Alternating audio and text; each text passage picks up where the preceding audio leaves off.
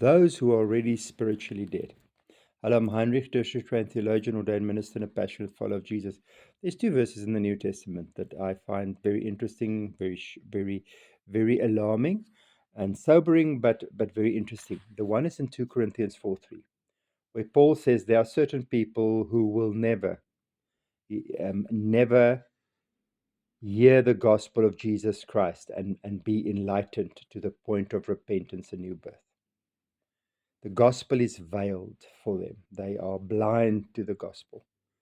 And there's those that are spiritually dead or are perishing.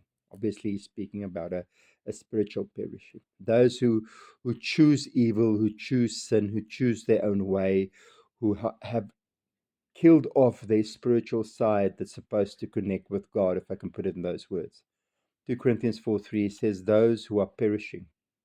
They're alive, but they're actually spiritually dead. For them, they will never see the light of the gospel.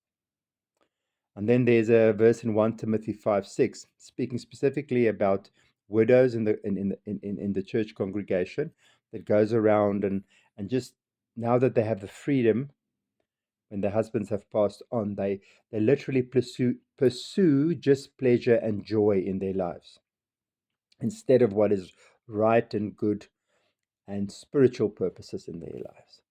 So yeah, he speaks about widows in the church, but it's applicable to all Christians. And it says in 1 Timothy 5:6, those who live for pleasure, only live for pleasure, they are already dead spiritually, even though they live. Wow, what a big statement. Many years, there was a movie many years back. I don't know if some of you know it. It's called A Dead Man Walking. It was about a man convicted of a capital offense. And on the day of his execution, and I presume this is what happened over the years in prisons, when a man accused of a capital offense, on the day of his execution, as he left his cell, the wardens will call, make way, dead man walking.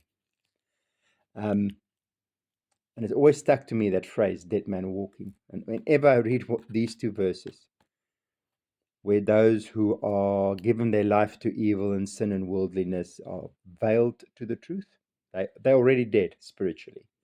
1 Timothy 5:6, where Paul says, those who live only for pleasure and joy, they are spiritually dead. Then I always think of the term, these people are dead men and dead women still walking around. They're physically alive, but their souls have died.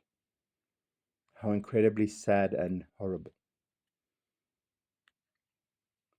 Kindle the part of your character, your being, your personhood that's supposed to connect with God and spirituality. Don't live for pleasure, but live for God's kingdom, or else in the eyes of God you are dead already.